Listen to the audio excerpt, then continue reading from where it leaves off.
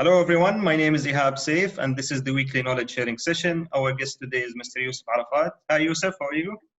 Hi, doing well, thank you. Yourself? Very good, thank you Yousef. Yousef, as a client for internal audit services for many years, how do you define the role of internal audit departments in any organization? Frankly, there are two distinct vantage points to the role of internal audit. That of the management of the company, and then the board of directors of the company.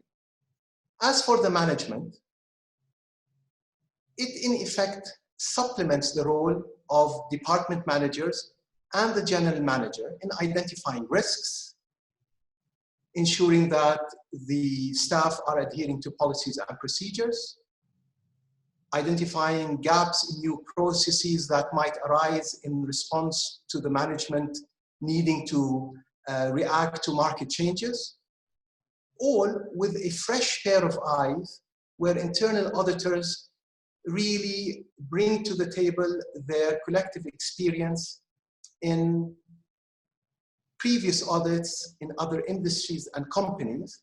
In the final analysis, all of this culminating in building shareholder value and improving the bottom line of the company. What's essential here from the perspective of the management of the company is to recall that managers are often so engrossed in the day-to-day management of their company, responding to the market challenges, staying focused on the customer needs, that often they do not look inwards unless there's an issue with the supply chain or with the fulfillment.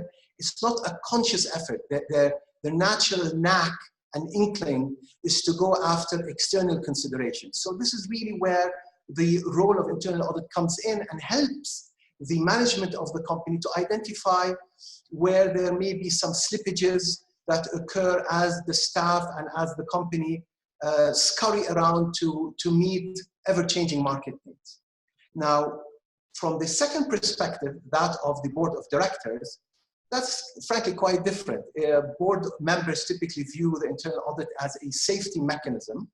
It helps them get insights into the operations of the company, ensures from their perspective that the staffers from the GM down to the most junior clerk adhere to the policies and procedures set and agreed to with the board at a level of detail that would be frankly quite difficult for board members to ascertain, given that board members typically meet up with the management of the company no more than 3 to 4 times a year, typically a maximum of 2 to 3 hours.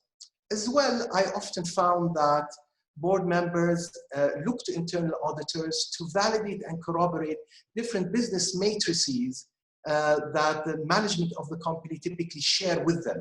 It allows them to independently ascertain that in fact these numbers are accurate, they're reliable, especially in more recent times where board members are increasingly being held liable from a legal standpoint to a lot of the actions of companies. So there has become an increased need from a board member's perspective to ensure that things are up and up and they are in line with the legal framework and the requirements from a compliance standpoint and from a risk standpoint.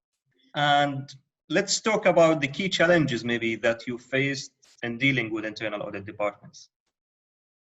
Well, there are many. But again, similar to the earlier question, there are two clusters, if you will, of challenges, and they're delineated along the lines of the 2 segments that I've identified.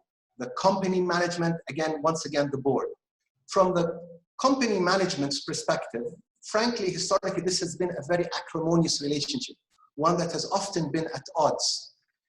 Company managers typically, especially amongst themselves, view internal auditors as a hindrance to creating shareholder value and an impediment to the conduct of business.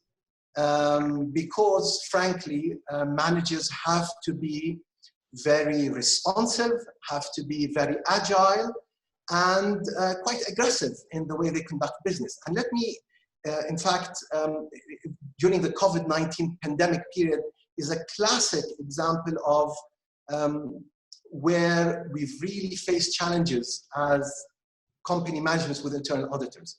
As you're aware, with the shutdown, a lot of businesses have seen the revenue streams pretty much dry up, anywhere from 10, 15, 20% up to 100%. The specific example I want to share with you relates to a provider of hygienic solutions, whether it is hygienic paper or sanitizers or soaps, detergents, soap dispensers, tissues, etc. These typically are sold within certain divisions of hygienic paper solution providers to HoReCa, or away from home, such as hospitals, hotels, restaurants, companies at large. As you're aware, in the lockdown, that stream of revenue pretty much dried up. So what has often happened is that a company manager determines that there's an opportunity to actually provide sanitizing solutions as the companies come online and start opening up gradually. But this solution is not in line with the value proposition that the company had originally worked on. They've had to pivot. That's a term recently used quite a bit, especially with startups, where they've found that the carpet has been drawn from underneath them and they've been forced to respond. Now, let me bring it back into where internal audit comes in. The company manager, as he starts looking at what are the steps that I need to put into place in order to be able to fulfill the sanitization solution, not through the sale of a product, rather the sale of a service of sanitization, they need to put in place certain policies, certain procedures. They need to ensure that from a legal standpoint, they're covered off, they buy the right type of insurance, they retrain properly. Lo and behold, this is not something that they have a pre-approved policy and procedure on, that internal audit can come in subsequent to the launch of the service and then assess them. So in fact, what often happens is, as part of the business plan to launch, managers typically pause and stall and say, okay, what are my risks vis-a-vis internal audit and vis-a-vis the board, rather than being completely focused on either making the best of that opportunity or really covering the costs where they couldn't otherwise. So it becomes very challenging, because often internal auditors are really not interested in the opportunities that are presented in such circumstances. They say, look, what's my yardstick? What is my measurement? What am I measuring against? If there's no measurement, then it's, you're in breach. You simply didn't. I may be giving a little bit of an extreme example, but really to drive the point that very often managers pause and stall from doing the right business decision because of concerns around how this may be perceived and captured and documented in internal audit reports. In the final analysis, really what's required is mature professionals, both on the management side and on the internal audit side. And I will admit that over time this has improved, but it continues to be a serious challenge from the perspective of the company managers. As it relates to the second segment, namely board members, really the main challenge presents itself when there are major issues that have been long-standing that become uncovered, despite numerous clean, I'm going to say clean, internal audit reports, which sets, frankly, in motion the age-old discussion of limited resources. What can we do within the headcount that we have, the time that we have?